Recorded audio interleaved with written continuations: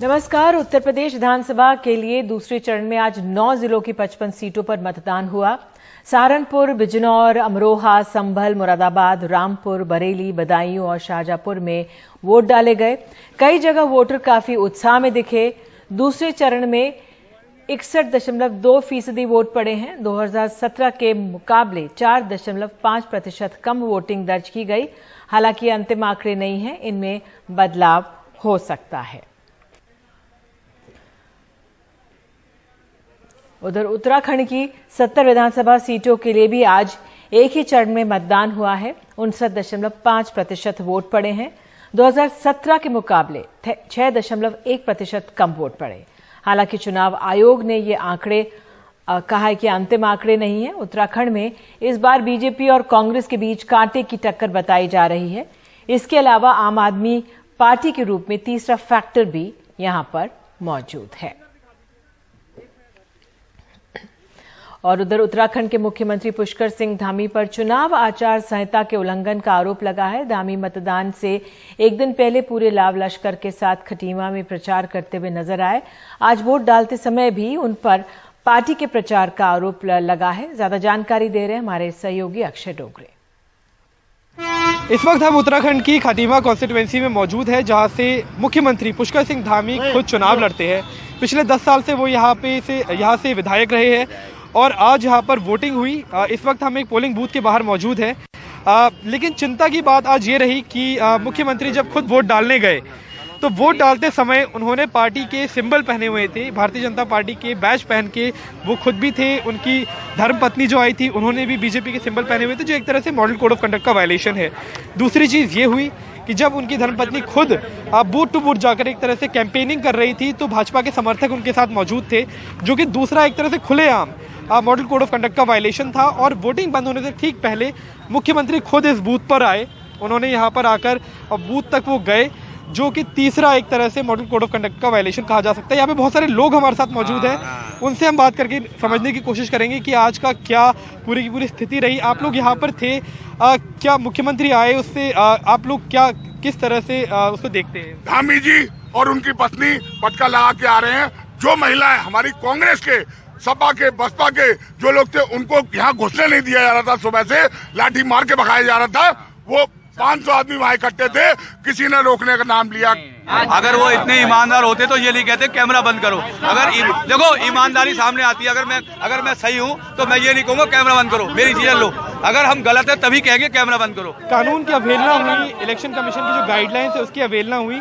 उसका पालन अगर मुख्यमंत्री खुद नहीं करेंगे तो जनता कैसे करेगी, दूसरे लोग कैसे करेंगे? उधर देश के सबसे छोटे राज्य गोवा की सभी 40 विधानसभा सीटों के लिए आज वोट पड़े हैं। कुल 78.4% मतदान हो चुका था। 2017 के आंकड़ों की तुलना में 4.2% कम है। हालांकि यहां के आंकड़े भी अंतिम नहीं है और इनमें बदलाव संभव है। मुख्यमंत्री प्रमोद सावंत नॉर्थ गोवा की सांकेलम सीट से उम्मीदवार हैं। पूर्व मुख्यमंत्री और दिग्गज नेता रहे मनोहर पर्रिकर के बेटे उत्पल पर्रिकर को बीजेपी ने टिकट नहीं दिया तो उन्होंने निर्दलीय चुनाव लड़ा है। गोवा में पारंपरिक लड़ाई कांग्रेस और बीजेपी के बीच ही होती रही है, लेकिन इस बार आम आदमी पार्टी और तृणमूल कांग्रेस ने भी जोर लगाया है।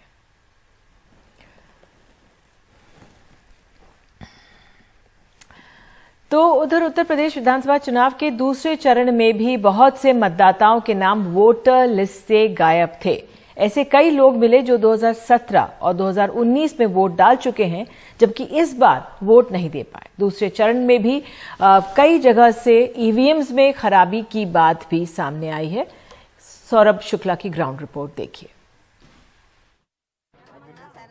ये तस्वीरें बरेली शहर के श्यामगंज बूथ की हैं। यहाँ कई लोग अपने वोटर आईडी कार्ड दिखा रहे हैं, लेकिन वोट नहीं डाल पाए क्योंकि वोटर लिस्ट से इनका नाम कट चुका है। 45 साल के मोहम्मद शारिक तैयार होकर बड़े जोश में 2017 और 2019 की तरह वोट डालने पहुंचे, पर जब पोलिंग बूथ पर पहुंचे तो पता चला कि इनका नाम ही कट गया है। मेरे वोटिंग में लिस्ट में नाम ही नहीं है। मेरे भाई का कहीं पे है और लोगों का कहीं पे है, सबका अलग अलग है और मेरा मिल नहीं रहा। बहुत देर से मैं देख रहा हूँ कि मिल नहीं रहा है। किसी लिस्ट में नहीं मिल रहा है। मिल नहीं मिल रहा है। आपका नाम कट गया है? जी हाँ। अच्छा, अभी तक मुझे कोई पर्ची मेरी कोई मिला ही नहीं है। मिला नहीं, आप वोट नहीं दे पा रहे हैं? नहीं दे पा रहे हैं। कितना तकलीफ है कि आप वोट नहीं दे पा रहे? परेशानी है, वोट देने आए लेकिन मिल नहीं पा रही है। यहाँ वोटर लिस्ट से परिवार के परिवार साफ हैं। 17-19 लोग हैं मेरे घर के अंदर, 19 वोट हैं जिसमें 7 लोगों के वोट आए हैं केवल, बाकी किसी का वोट नहीं आया, किसी की स्लिप नहीं है, किसी लिस्ट में नाम नहीं है, सब चेक करा लिया, कुछ नहीं है। यही कहानी मुरादाबाद, संभल, रामपुर, बिजनौर में भी देखने को मिली। ये तस्वीरें बिजनौर से हैं। भैया मेरा इसमें वोटर लिस्ट में नाम ही नहीं है आपके, जिन्होंने सबका नाम उड़वा दिया हमारे यहाँ के। कितने वोट कट गए हैं? लगभग बहुत सारे वोट कट गए गली का हमारी। अच्छा, तो अब आप बिना वोट के जा रहे हैं? क्या करें, मजबूरी है। कई पोलिंग बूथों से ईवीएम मशीन खराब होने की खबरें भी सामने आई। सपा ने ट्वीट कर चुनाव आयोग से मदद की गुहार भी लगाई। चुनाव आयोग का अपनी सफाई में कहना है कि जिन ईवीएम में खराबी की समस्या आई थी वो सुधार ली गई। 2012 में वोट किया, 2017 में वोट किया, आज तैयार होके बन ठन कर वोट डालने आए पर देखा कि लिस्ट में नाम ही नहीं है। ये सिर्फ 1, 2, 3 सालों के साथ नहीं, ऐसे सैकड़ों लोग रामपुर, बरेली, हर जगह मिल जाएंगे। जिम्मेदार कौन है? चुनाव आयोग जिम्मेदारी लेता नहीं, सरकार की तरफ से कोई बयान आता नहीं। तो सोचिए कि वो तमाम लोग जो लोकतंत्र के महापर्व में आहुति देने आए थे, वो ये 5 साल सोचते रहेंगे कि जो सरकार बनी है उसमें उनका मत नहीं है, उसमें उनकी आवाज नहीं है। सहयोगी विनीत, बिजनौर में जुबैर और बरेली में रणदीप के साथ सौरभ शुक्ला, एनडीटीवी इंडिया। तो बहरहाल यही देखना होगा कि कितना अहम हो जाता है कि अगर वोटर लिस्ट में नाम नहीं है। आपको याद होगा पहले चरण में अलीगढ़ की एक सीट थी जिसपे 700 में से 500 नाम नहीं थे। बहरहाल चुनाव आयोग इसका संज्ञान जरूर लेगा। तो आगे बढ़ते हैं। पश्चिमी उत्तर प्रदेश की मुस्लिम बहुल सीटों पर इस बार दिलचस्प मुकाबला है। पिछली बार मुस्लिम वोटों का बंटवारा बसपा और सपा में हुआ था, जिसका फायदा बीजेपी को मिला था। लेकिन इस बार दूसरे चरण की ज्यादातर मुस्लिम सीटों पर बीजेपी की जीत आसान नहीं लग रही है। देखिए रवीश रंजन शुक्ल की एक ग्राउंड रिपोर्ट। पश्चिमी उत्तर प्रदेश के दूसरे चरण की 55 में से करीब 26 सीटें ऐसी हैं जहां मुस्लिम मतदाता 40 से 50% तक हैं। अगर मुस्लिम वोट किसी एक पार्टी पर जाते हैं तो बीजेपी को खासा सियासी नुकसान झेलना पड़ेगा। इसी के चलते दूसरे चरण के मतदान की सुबह योगी आदित्यनाथ ने 80 बनाम 20% वाले अपने बयान पर सफाई देना जरूरी समझा। भाई मैंने तो 80-20 की बात की थी। मैंने कहा 80% बीजेपी के साथ होगा, 20% हमेशा विरोध करता है, विरोध करेगा। हमने जाति, मौत, मजहब की बात नहीं की थी। मुस्लिम मतदाताओं के इस रुझान को सबसे पहले समझने वालों में सियासत के मौसम वैज्ञानिक धर्म सिंह सैनी हैं। 2017 के चुनाव में हिंदू वोटों के ध्रुवीकरण के चलते महज 4000 वोटों से ये जीत पाए थे। इसी के चलते चुनाव से ठीक पहले इन्होंने सपा का दामन थामा। बीएसपी की सरकार में भी आप मंत्री रहे, उसके बाद में बीजेपी की सरकार में भी मंत्री रहे, फिर समाजवादी पार्टी में। हवा का रुख शायद आप बहुत जल्दी भांप लेते हैं सियासत में। सहारनपुर का नहीं, पूरे उत्तर प्रदेश का। पूरे उत्तर प्रदेश के मौसम वैज्ञानिक है सियासत। अब मैं आपको बता रहा हूँ कि अब लगातार आदरणीय अखिलेश यादव की और समाजवादी पार्टी की सरकार यहाँ परमानेंट रहने वाली है। अच्छा। अब कहीं जाने की आवश्यकता नहीं है। दूसरे चरण के मतदान में बीएसपी ने 21 और सपा ने 18 मुस्लिम प्रत्याशियों को चुनावी मैदान में उतारा है।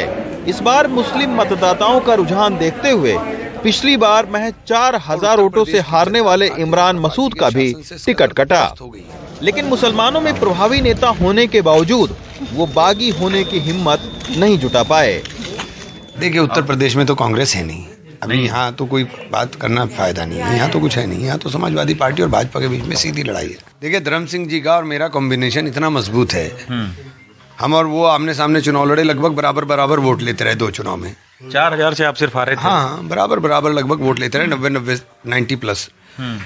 जब हमारी बात हुई थी, हमने कहा था हमारा चूंकि कॉम्बिनेशन अपना इतना मजबूत है तो कोई रास्ता है उनको देखने की जरूरत है। हम समाजवादी में दोनों हैं, उनका चुनाव मैंने लड़ाया है और सहारनपुर में सबसे ज्यादा मार्जिन से जीतने वाले वो और कार्तिक ही होंगे।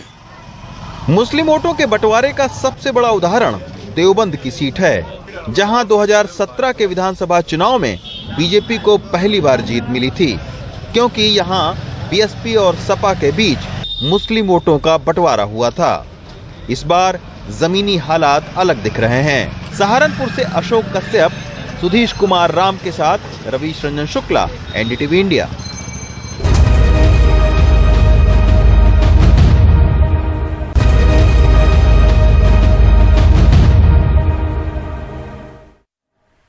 रूस और यूक्रेन के बीच जबरदस्त तनाव का असर भारतीय शेयर बाजार पर भी दिखा है। सेंसेक्स और निफ्टी काफी गिरावट के साथ बंद हुए और निवेशकों के लाखों करोड़ का नुकसान उठाना पड़ा।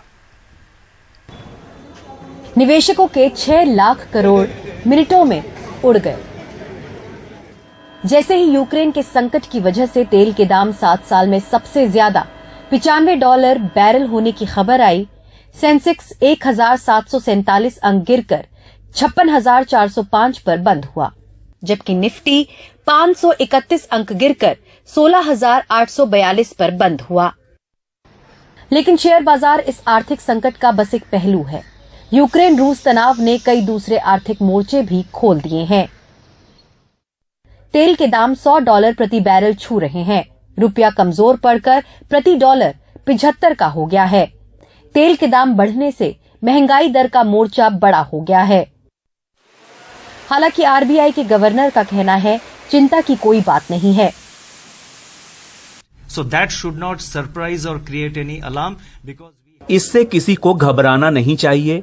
हमने इसका ख्याल रखा है। हमारे पास काफी विदेशी मुद्रा भंडार है। keeping in mind the objective of growth. लेकिन बढ़ती महंगाई दर, तेल के बढ़ते दामों और कमजोर पड़ते रुपए के साथ कोविड काल से उबर रही भारतीय अर्थव्यवस्था की चुनौती कुछ और बड़ी हो गई है। साक्षी बजाज, एनडीटीवी इंडिया।